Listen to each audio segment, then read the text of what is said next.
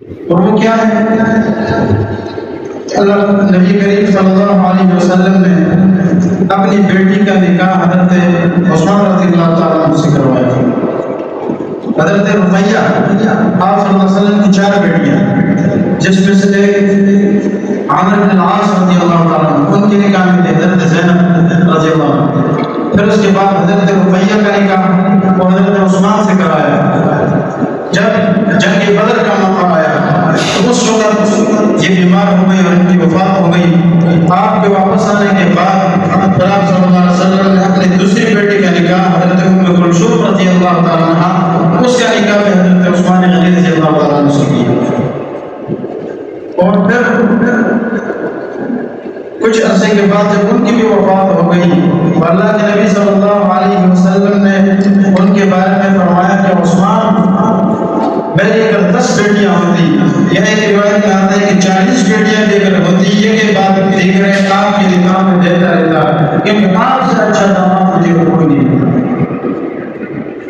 2 بیٹیاں، ایک ہی نبی کی 2 بیٹیاں ایک شخص کے نکاح میں ایک کے بعد دیکھ رہے، یہ صرف حضرت عثمان رضی اللہ تعالیٰ عنہ کی خصوصیت ہے۔ اسی لیے تو ان کو ذوالنورین کہا جاتا ہے، 2 نوروں والا۔ نبی صلی اللہ علیہ وسلم کے 2 نور، نور نظر، نظر جگر، حضرت رقیہ اور ام کلثوم رضی اللہ عنہما، یہ ان کے نکاح میں۔ اور بھی ان کے بہت سارے فضائل ہیں۔ مدینہ میں نبی کریم صلی اللہ علیہ وسلم نے ایک بار بیٹھے ہوئے ہیں، آپ صلی اللہ علیہ وسلم نے فرمایا ابھی اگر کسی شخص نے جنتی شخص کو دیکھنا ہو تو جو باہر سے گزرے گا اس کو دیکھ لے۔ صحابہ فرماتے ہیں ایک شخص گزرا، ہم نے دیکھا تو دیکھنے سے پتہ چلا کہ حضرت عثمان رضی اللہ عنہ۔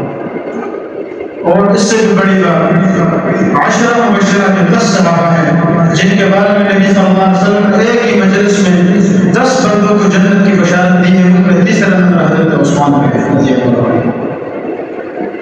حضرت عثمان رضی اللہ تعالیٰ عنہ بہت مالدار صحابی تھے۔ اللہ نے اتنا مان دیا کہ ہر موقع پر ان کی سخاوت بھی بڑی مشہور ہے۔ ہر جمعے کو غلام آزاد کرتے، موقع پر لوگوں کے ساتھ تعاون کرتے۔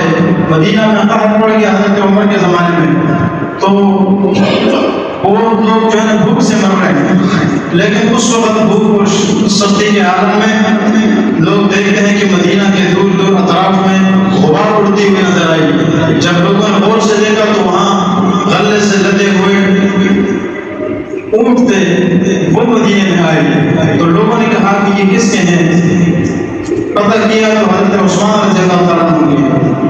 تو انہوں نے کہا کہ یہ آپ ہمیں بیچ دیں، ہم آپ کو اس کا جو ہے ماہانہ خرچہ دیں گے، تو آپ کو لہٰذا یہاں قحط پڑا ہوا ہے تو یہاں میں دے دیں، باہر نہیں جانے دیں۔ عثمان رضی اللہ تعالیٰ عنہ نے فرمایا کہ آپ ہمیں کیا نفع دو گے؟ اس کا نفع جو اللہ مجھے دینے والا ہے وہ سب سے بڑھ کر ہے، لہٰذا سب مدینے کو تقسیم کر دیں۔ اور اس سے بھی بڑھ کر حضرت عثمان رضی اللہ تعالیٰ عنہ کی ایک سخاوت بڑی مشہور ہے کہ جب جنگ تبوک کا موقع آیا، غزوہ تبوک، 2.5 لاکھ رومیوں کے مقابلے میں صحابہ کرام مخصوص تعداد میں نکلے۔ جیش العسرہ، سخت تنگی کا عالم ہے، سخت گرمی ہے، صحابہ کے پاس ساز و سامان نہیں ہے جنگ کرنے کا۔ آپ صلی اللہ علیہ وسلم نے چندے کا اعلان کیا اور آپ نے فرمایا کہ بھئی جس کے پاس جو کچھ ہے سب لے آؤ، سب کچھ لے آؤ۔ یہ وہی واقعہ ہے جس میں حضرت ابوبکر رضی اللہ تعالیٰ عنہ گھر گئے اور گھر میں جتنا سامان سب کچھ پڑا تھا سب لا کر نبی صلی اللہ علیہ وسلم کے سامنے پھینک دیے۔ حضرت عمر رضی اللہ تعالیٰ عنہ نے آدھا مال لائے اور نبی صلی اللہ علیہ وسلم کی خدمت میں پیش کیا۔ جس صحابی کے پاس کچھ بھی نہیں تھا، ایک صحابی دیکھ رہے کہ نبی صلی اللہ علیہ وسلم چندہ مانگ رہے ہیں، رات گئے اور ایک یہودی کی ساری رات مزدوری کی اور جو کھجوریں ان کو مل شمار کر نبی صلی اللہ علیہ وسلم کو دے دی۔ ایک عورت تھی، اس نے اپنے چھوٹے بچے کو نبی علیہ السلام کے حوالے کر دیا۔ آپ نے فرمایا میں اس سے کیا کروں گا؟ تو آپ نے انہوں نے کہا کہ میرا کوئی بڑا بیٹا تو نہیں ہے، یہ لے جاؤ، جس مجاہد کو تیر لگے تو اس کے سامنے یہ بچہ آگے کر دیتا کہ اس کو گولی لگی مجاہد بچہ۔ ایک عورت نے اپنے سر کے بال اتار کر نبی صلی اللہ علیہ وسلم کے سامنے پیش کیے۔ فرمایا میں اس کے کیا کروں؟ یہ کسی مجاہد کے اونٹ کے رسی کے مقام آئے۔ اتنے سخت عالم میں حضرت عثمان رضی اللہ تعالیٰ عنہ انہوں نے 900 اونٹ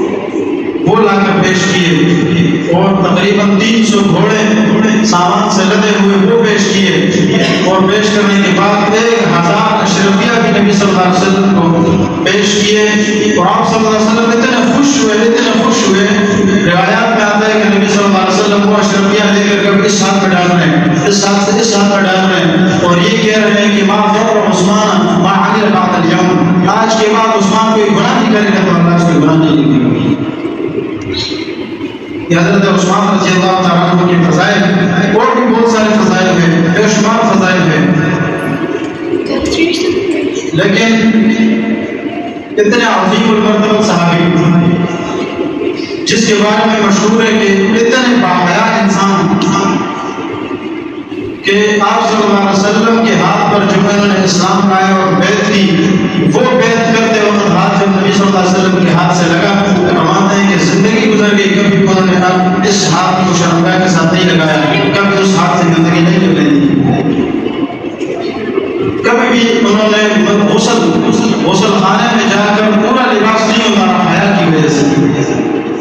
حضرت عائشہ رضی اللہ تعالیٰ عنہ فرماتی ہے، بخاری کی روایت ہے، آپ صلی اللہ علیہ وسلم گھر میں تشریف فرما ہے اور یہ آپ کی کپڑا مبارک منڈلی سے ہٹا ہوا ہے، کھلا ہوا ہے، آپ دیکھتے ہیں کہ کچھ دیر بعد حضرت ابوبکر آئے دستک دی، آپ نے دروازہ کھولا، آپ اسی طرح لیٹے ہوئے، دوسری مرتبہ حضرت عمر آئے دستک دی، پھر دیکھا تو حضرت آپ صلی اللہ علیہ وسلم اسی طرح لیٹے ہوئے ہیں، جب تیسری مرتبہ دستک ہوئی پتہ چلا کون ہے، فرمایا عثمان، آپ صلی اللہ علیہ وسلم سیدھے بیٹھ گئے، حدیث میں آتے فصبوا ثيابه، آپ نے اپنے کپڑے مبارک درست فرمائے، اور آپ عثمان رضی اللہ عنہ آئے، اور جب ضرورت کے مطابق بات چیت ہوئی جب واپس چلے گئے، تو ہمیں عائشہ رضی اللہ عنہ فرماتی ہے کہ میں نے کہا یا رسول اللہ یہ کیا ماجرا ہے کہ ابوبکر اور عمر آئے آپ اسی طرح بیٹھے ہوئے ہیں، عثمان آئے تو آپ سیدھے بیٹھ کے کپڑے کو درست کر دیا،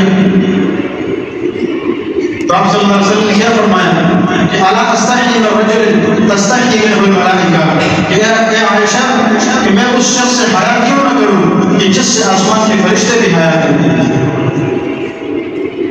اتنے باحیا اور باکمال انسان، چوتھے نمبر پر اسلام لانے والا صحابی، ان کی ایک خالہ ہے حضرت حفصہ یا حضرت سودا رضی اللہ عنہا، اس کا نام ہے، جب نیا نیا اسلام نبی صلی اللہ علیہ وسلم نے پیش کیا تو ان کی خالہ کو دعوت دیتے تھے اسلام کے بارے میں، انہوں نے حضرت ابوبکر رضی اللہ تعالیٰ عنہ سے پوچھا کہ یہ جو مجھے اسلام کی دعوت دے رہے ہیں بت پرستی سے ہٹا رہے ہیں، کیا ماجرا ہے؟ انہوں نے کہا ابوبکر رضی اللہ تعالیٰ عنہ نے کہ عثمان آپ جیسا ہوشیار آدمی، ذہین آدمی ابھی تک اس بات کو نہیں سمجھا ہے کہ یہ پتھر کے خدا ہمارے کیا کام آ سکتے ہیں، ہمارا خدا کو پسند ہوا ہے جس نے پتھر اور سب چیزوں کو پیدا کیا۔ پھر فرماتے ہیں کہ ان کے دل میں یہ بات بیٹھ گئی، کچھ عرصے کے بعد نبی صلی اللہ علیہ وسلم سے ملاقات ہوئی، آپ صلی اللہ علیہ وسلم نے بھی جیسے دعوت کی فوراً اسلام قبول کر لیا۔ فرماتے ہیں کہ مردوں میں چوتھے نمبر پر اسلام لانے والے صحابی حضرت عثمان رضی اللہ عنہ۔ اب جب ان کی عمر 86 سال تک ہو گئی، 86 سال کے بوڑھے ہو گئے، مدینہ کے تیسرے نمبر پر خلیفہ بن گئے، تو خلیفہ بننے کے بعد 18 ذی الحجہ کو ان کی یوم شہادت ہے۔ ان کی شہادت کی داستان بڑی دردناک ہے۔ ہم 10 محرم کے واقعات کو سنتے رہتے ہیں، لیکن اس سے بھی زیادہ دردناک واقعہ حضرت عثمان رضی اللہ عنہ کے ساتھ پیش آیا۔ جب خارجیوں نے مصر سے یہ پلاننگ کی اور ان کو شہید کرنا چاہا تو ان کو مدینے میں موقع نہیں ملتا تھا کہ ان کو پکڑ کے شہید کرے، تو جس وقت حج کا موقع آیا آدھے سے زیادہ صحابہ مکے چلے گئے۔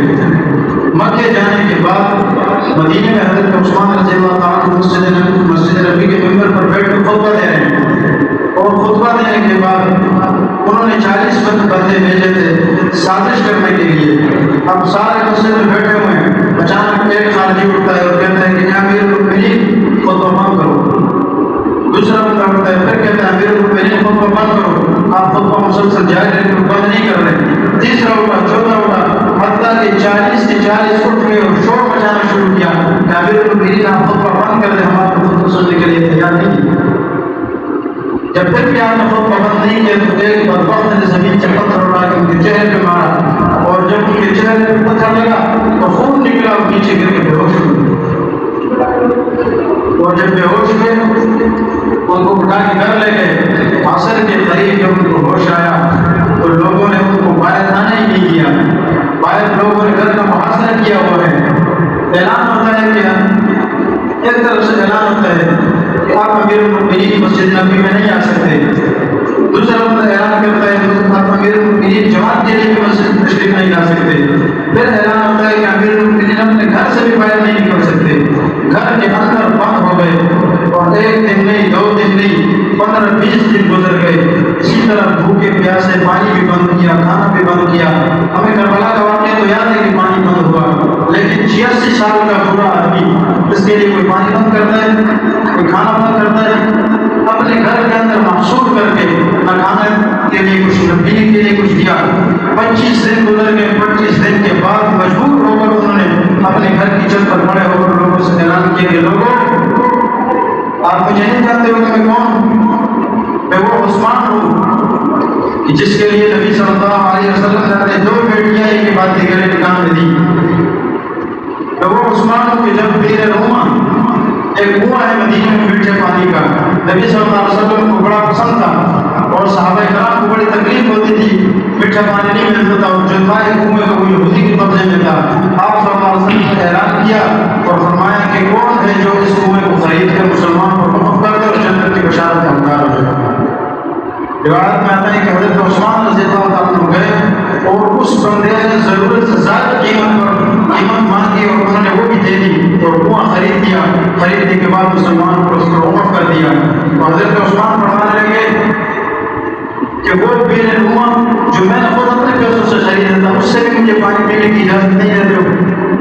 وہ مسجد نبوی جس کے بارے میں نبی صلی اللہ علیہ وسلم نے فرمایا تھا کہ مسجد نبوی میں لوگوں کی تعداد زیادہ ہو گئی ہے, لہذا اس مسجد کو وسیع کرنا ہے, اس کے لیے کوئی کیا کرے ہم؟ تو حضرت عثمان رضی اللہ عنہ نے صاف مال خرچ کر کے مسجد نبوی کی توسیع کر دی. انہوں نے فرمایا کہ جس مسجد نبوی کو میں نے اپنے ذاتی خرچے سے اس کی توسیع کی تھی اس مسجد میں مجھے آج 2 رکعت نفل پڑھنے کی بھی اجازت نہیں. تو انہوں نے کہا کہ امیر المؤمنین ہمارا صرف ایک مطالبہ ہے اور وہ مطالبہ یہ ہے کہ آپ اپنی شرافت کو چھوڑ دیں یا مولانا کا ختم اس کو ہمارے حوالے کر دیں. شرافت کو چھوڑ دیں, اصل مقصد نہیں تھا. آپ امیر المؤمنین ہیں, اس سے دستبردار ہو جائیں. انہوں نے فرمایا کہ یہ نہیں ہو سکتا, اس لیے کہ مجھے یاد ہے کہ نبی کریم صلی اللہ علیہ وسلم نے مجھے فرمایا تھا کہ اے عثمان ان اللہ یقبل سے قمیصا, ایک وقت آئے گا کہ اللہ آپ کو شرافت کی قمیص پہنائے گا, لیکن کچھ لوگ آئیں گے جو آپ کو کہیں گے کہ یہ قمیص اتار دو, لیکن آپ نے اتارنا نہیں. یاد رکھو جس دن آپ نے اس شرافت کی قمیص کو اتار دیا قیامت کے دن آپ کو جنت کی خوشبو بھی نہیں محسوس ہوگی. اس لیے میں نبی صلی اللہ علیہ وسلم کی وصیت پر عمل کروں گا, کبھی بھی شرافت کو نہیں چھوڑوں گا. 15-25 دن گزر گئے, 35 دن گزر گئے. پانی کی شدت کی وجہ سے انہوں نے حضرت علی سے کہا کہ پانی لاؤ. حضرت علی دوڑے گئے اور پانی لائے اور جو مشکیزہ تھا وہ ان خارجیوں نے راستے میں پکڑ کر گرا دیا. جب گرا دیا تو حضرت علی مجبور ہو گئے. لڑنے کی بھی اجازت نہیں ہے کہ مدینہ شہر جیسے کسی مسلمان کا خون نہیں بہے گا. صحابہ نے کہا ہمیں لڑنے کی اجازت دو. انہوں نے کہا مدینے میں لڑنے کی اجازت نہیں دے سکتا. جب وہ پانی گرا دیا تو انہوں نے اپنی پگڑی اتار کر چھت سے اس طرح امیر المؤمنین کی طرف پھینکا کہ اس بات کی نشانی ہوتی تھی کہ میں آپ کے لیے سب کچھ کرنے کے لیے تیار ہوں لیکن مجھے کچھ چھوڑنے کے لیے تیار نہیں.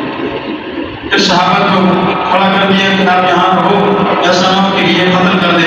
40 دن گزر گئے. حضرت نائلہ جو حضرت عثمان رضی اللہ عنہ کی بیوی ہے وہ فرماتی ہے کہ صبح تہجد کے وقت عثمان رضی اللہ عنہ اٹھے اور انہوں نے آ کر کہا کہ آپ نے رسول اللہ صلی اللہ علیہ وسلم کو دیکھا ہے, اور انہوں نے کہا کہ عثمان آپ کا 40 دن چلا پورا ہو گیا ہے, آپ نے نہ کچھ کھایا ہے نہ پیا ہے, اب ہم نے آپ کے لیے ہوٹل میں کھائے کے انتظام کیے.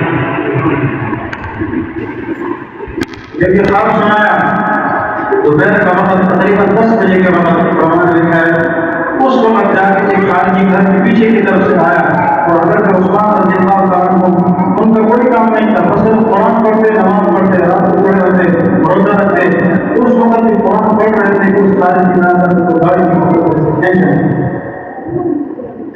کے نیچے گرایا. اتنے میں ایک اور بندہ عامر بن حفص وہ آیا اور اس نے لوہے کی ایک لٹ لے کر ان کے سر پہ وار کیا. فرماتے ہیں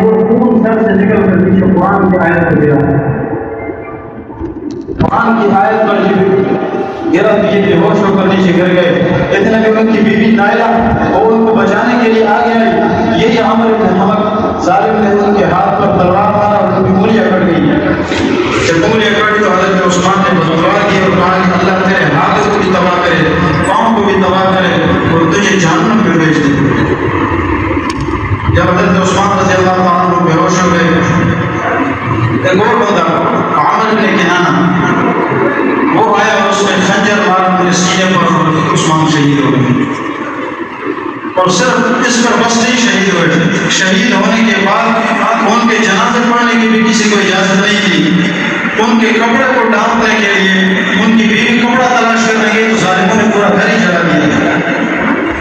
اسی طرح انہوں نے پکڑ کر ظالموں نے پکڑ کر بعد کچرے میں ان کو پھینک دیا۔ 2 دن 3 دن گزر گئے، کوئی ان کے پاس آنے کے لیے تیار نہیں ہے کہ ان کے جنازہ تو پڑھے۔ آخر میں ان کا حبیبہ رضی اللہ تعالیٰ عنہ نبی صلی اللہ علیہ وسلم کے زوجہ وہ آئے، انہوں نے مدینہ میں اعلان کیا کہ لوگوں آپ جنازہ پڑھو، اگر کوئی جنازے کے لیے نہیں آئے گا تو میں اپنے سر سے دوپٹہ اتار کر مدینہ کی گلیوں میں آؤں گی۔ جب یہ اعلان ہوا تو سب ڈر گئے کہ اللہ کا عذاب آئے گا۔ اس وجہ سے انہوں نے کیا کیا، 4 بندوں کو صرف اجازت دی، حضرت علی، حضرت حسن، حضرت حسین اور ایک محمد بن سلمہ رضی اللہ عنہ، ان کو اجازت دی۔ راتوں رات انہوں نے ان کو دفن کر دیا۔ ایسا مظلوم صحابی جنہوں نے سب کچھ نبی صلی اللہ علیہ وسلم کے لیے قربان کیا، ایسے وقت پر آ گئے۔ اور آج کچھ مرحوم مفتی حضرت عثمان رضی اللہ تعالیٰ عنہ پر توقع کرتے ہیں کہ وہ کے میدان سے بھاگ گئے، بدر کی جنگ میں شریک نہیں ہوئے، بیت رضوان میں شریک نہیں ہوئے، یہ دوسری جنگ مستعجی کی اور جنگ احد میں شریک نہیں ہوئے، سارے صحابہ غم کی وجہ سے پیچھے ہو گئے۔ اللہ نے اعلان کر دیا، اللہ نے سب کو معاف کر دیا، اللہ نے معاف کر دیا، پھر کسی کے کوئی جواب نہیں۔ اللہ تعالیٰ اپنی باتوں کو عمل کرنے کی توفیق عطا فرمائے۔ يرفع الله الذين آمنوا منكم والذين أوتوا العلم درجات والله بما تعملون خبير۔